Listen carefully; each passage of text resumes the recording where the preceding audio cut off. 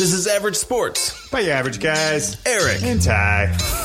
That would be so bad. Yeah.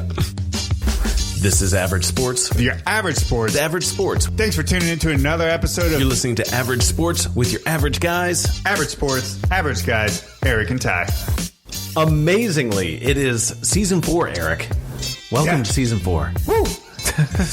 But it is only the third time we have done this kind of episode. It's our bracketology, our bracket episode. Last year we didn't get to do one.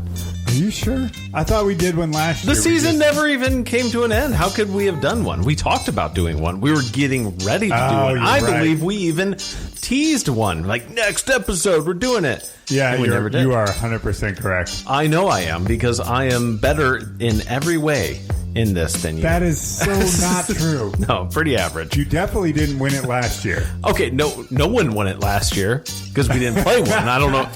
We don't have to play this game over and over, but we did go head to head 3 years ago. And 2 years ago, we did one. And I think you believe you a split? Are you sure? We'd have to look it up. The fact that we didn't even do our homework, though, you think you won. I think I won. Where you are? Yeah, we didn't do the homework. Exactly. You know where anyway, either way, I think we still did pretty good. I recall making some bold predictions, like a 15 over a 2, and we called it. 2 years ago, I was spot on with all my 12-5s. Yeah. I got all 4 of those right. Okay. And 3 12s-1. That's a long enough intro. Thank you so much for tuning in to Average Sports by your average guys. I'm Ty, and that's Eric. Whoa. And we're going to talk about college basketball because it's exciting. If anyone who's a fan or not even that much interested in it, but they like to pick a bracket because maybe they can win a lot of money. Yeah. It's a slim to none chance. Yeah. In fact, you're just going to give away your email address to a bunch of different websites, and they're going to send you some junk mail. That's what it's about. Oh, man. But it is kind of fun. And especially if you go head to head with some friends, maybe, you get some bragging rights or a little bit of money. We are going to be this is going to be the episode that is going to turn things around for you. Just calling it. You listen to this, you're going to have a good bracket. Well, for sure, a couple of years ago, we absolutely got a lot of our upset picks right. Oh, yeah. Like, we were spot on. Yeah. We know what we're doing here. Yeah. Okay. 100%. So we're not saying you're going to win the $1 billion. Yeah. No. We're not trying to make that kind of claim that you will have this ultimate, 0.01% top bracket that will win you a trip to Hawaii and $100,000. No. But if you're middle of the road, are you at the office? You're going to play a bracket pool? Yeah. You want to listen to old Eric and Ty here. So how about we get into this though? Let's just go over first of all, Eric, the strategy. Are you more of like a start from the beginning and all 64 teams and go to the end, or do you work your way backward? Oh, yeah, I never work my way backwards. I may have an idea for who I really want. So, like, the first thing I may do is, like, no, I want this team. I think this team is going to win it. And I will fill that team all the way out. Like, all the way out. And then I kind of go round by round. Okay. Sometimes I don't always do that. Sometimes I'll jump around a little bit. And I'll, pick kind of halfway down, into a bracket like the West, and then kind of do a couple other matchups in there, but maybe not completely fill it out. I don't always go in that order. First time run through, after I've done a little bit of research, I'll pick the ones that I'm pretty confident in or that I really like as far as like upset picks, and then ones that I'm a little unsure on, I skip those matches and come back to them. Okay. I kind of look them up, trying to see if I can figure something out, if there's some insight. Those are the ones you really kind of do some research on. Yeah. Okay. All right. And try and figure some stuff out. Yeah. So you do the old eye test on some teams. You're like that. Those are the guys I know or I'm believing that are going to do pretty well, and then you just kind of build around that. I like it. I mean, I do start with. I go a little differently. I start with my Final Four. If you can pick the winner of each division and then branch off from that, it's going to start filling out. And then, of course, pay attention to those upsets because there will be some. The top seed's not going to win 100%. Every game. No way. That has never happened. It will never happen. Very rarely does even all 4 number 1 seeds make it to the final. It was a couple years ago that it did happen again. Right. And I think it happens approximately every 7 to 10 years or something like that. Yeah. that all the number one seeds make it to the Final Four, so you can at least guarantee that that's probably not going to be the case. So, it's a probable guarantee by Eric. You heard it here. Probable guarantee works 90% of the time. Yeah, all the time. Exactly. So, kind of feeding off of that, though, we've also noticed more of a trend in the last, I don't know, like 10 years that teams are getting pretty good. Yeah. And of all years as of late, this one is unique. You'll notice some teams that are just automatics, not there. Where's Kentucky? Where's Duke? Yeah, didn't make it. Where's Xavier? You don't see these guys. Yeah, didn't make it. It's pretty interesting. I mean, we do have UNC that is an 8 seed. Yeah, what's that about? Michigan State is playing a play-in game. Right, against UCLA. It's like we're in the twilight zone as far as college basketball goes. Yeah, it's a strange season. You know, when I was filling this out, there's one that like really jumped out to me. Where is it? Arkansas Colgate. And the reason I'm calling this out is because Colgate finished 14-1. Okay. Is a 14 seed. Okay. And Arkansas was 22-6. Yeah. Is a 3 seed. And I was talking to someone in our marketing department, and they were asking the question, why does this team only have like one loss and, only played 15 games, but, somehow they're like a 14 seed, and kind of had to go over it with our marketing department that conferences definitely make a difference. Strength of schedule makes a difference. Of course. And COVID, you got to look at all the metrics. COVID makes a difference. Sure. Obviously, you can clearly tell Colgate had a bunch of games canceled or postponed or whatever the case is based on 15 games played. Yeah. So, something to really keep in mind this particular year. Right. We're going to see some of those strange, total games played. Absolutely. It's a very good point that Colgate has only one loss. Wow, they must be good. Send them for a deep run. Hang on there for a second. Hold on. I mean, I think you had them pegged for a deep run. So let me tell you about this. We were talking about a pre-show that I did. If you try out different platforms, ESPN, Yahoo, CBS, NCAA, whomever has a online bracket, they all now have, and I think it's been this way for a few years, you can pick an automatic filled out bracket. This is kind of the first time I've really played around with it, where you can do all top seeds or a full random. I had an option to do a bracket with the coaches wins. Most coaches wins is going to win the matchup. Okay. And it sent Colgate. Coaches wins all time? All time. And it sent how is a team like Michigan State not in there with like a Tom Izzo? Well, I guess because they're not already in. Michigan State? They're in the play-in. Well, I mean, what about, what's his face at UNC? I mean, he's been there and he was at Kansas. Yeah, you would think. So I don't know. Maybe it has something to do. You'd have to really look at the numbers, because I think perhaps Baylor, knocked that off. Anyway, I'm not going to necessarily open that bracket, but just be careful if you did go this route. Be sure you make some revisions, because on a coach's win, it sent Colgate to the final against BYU.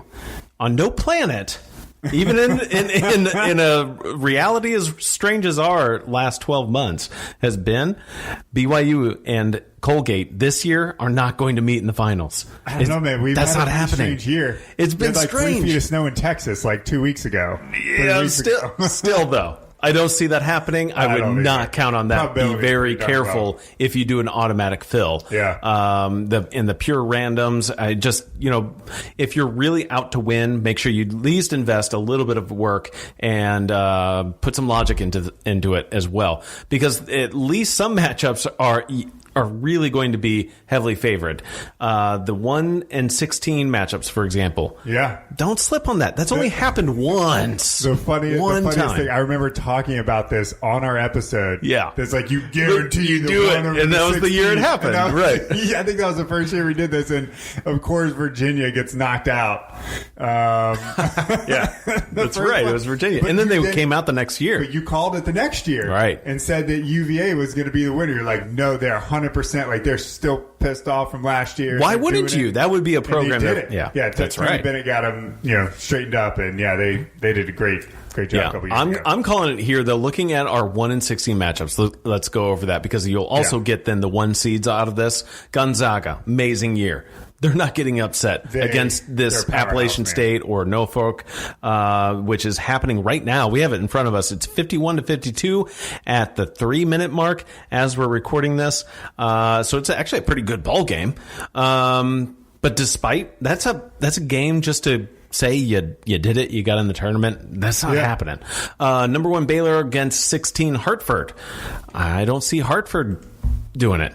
I don't know why they would. They're looking at 65 points a game against Baylor's 84. That's wow. Number 1 Illinois, another season. Okay, Illinois looking good against Illinois Drexel. Is the hottest team in the country. I don't care that Gonzaga's undefeated. Super good. Illinois has played some really tough competition in the Big Ten. Yeah, they have annihilated people. In the just Big Ten, surprised everybody. Ohio State, who was running through teams. Yeah, they dismantled them. Yeah, a little bit on them. 22-6 versus the top 25. They're 7-3. That's a solid record. That is it's a good showing that they are built for a tournament like this, especially when they can put up points and present strong defense. The Big Ten teams have been tested this year. Oh, yeah, looking good. Sure. Okay, so the last one, though, is Michigan. Also a pretty good team. They sometimes hit bumps in the road. Yeah. I wouldn't necessarily say they're going for a deep run, but they're not going to lose to Texas Southern. I don't think so. I don't think so either. Mountain didn't make it into the tournament. Mountain. No, unfortunately, that was one of the play-in games. So let's. And before we really go into some of our upsets and then real picks, one last thing for the overall on bracket. Of course, we do still have those 4 play-in games, and it looks like right now we have a couple as we're recording this decideds. Yeah, decideds. Drake over Wichita State. So Wichita State was another one of those teams that you kind of almost counted on. You started to count on. Yeah. Always being around. For the last several years. They lost by a single point, 53-52 against Drake. So congrats to those guys. Mount St. Mary's, though, fell 52-60 against Texas Southern. So that's who is getting that play in against Michigan. UCLA and Michigan State just kind of began. It's only 10-13 with Michigan State lead. But then it looks like, again, well, we may even have a winner by the time we're ending this. So, good for you for listening to this. If you haven't filled out your bracket, you'll get a little bit of insight on what's happening. All right. Changing it up. Let's talk about some upsets. Okay. I love upsets. Oh, I love upsets. Because it's going to happen. Do you think, Eric, that there's going to be a 15-2? Upset? No, I did not pick any. I'm looking right now. I did not pick any 15-2s. Okay, I'm going to just throw this out here as far as this long shot. I do like something about the Oral Roberts Ohio State matchup. I like it. Really? Looking at some of the numbers, Oral Roberts has not played a top 25 team. They had a kind of soft schedule, but they can score. And they had a good year. Okay. I think they could do it. Just look out. Interesting. Yeah. Okay. I mean, it's definitely possible. I think Ohio State is one of the strongest teams in the BYU against Colgate is possible, but... Yeah, of course. The it's all theoretical. Of course, when you're talking about it. But I still think Ohio State is a very hot team coming into the tournament, and they've looked really good. Yeah. Not the best... game against Illinois, but they, it's not like Illinois is a slouch. I mean, they are going to be a favorite this year for sure for a lot of people. Okay, what is your most upsetting first round game then? Oh man, I definitely got some 5-12s. You got. I didn't know you were going that route. I thought that's what we were going to talk about. I'm trying to look right now. Okay. So if you got one, go for it while I filter through this. Yeah, the Tennessee-Oregon State kind of gave me a look, but I think Tennessee's going to be all right for maybe 1 or 2 wins in this one. I did heavily consider that. Winthrop against Villanova is another 5-12, and I think why we're focusing also on 5-12s because those are the ones that can be like a 50-50 game now.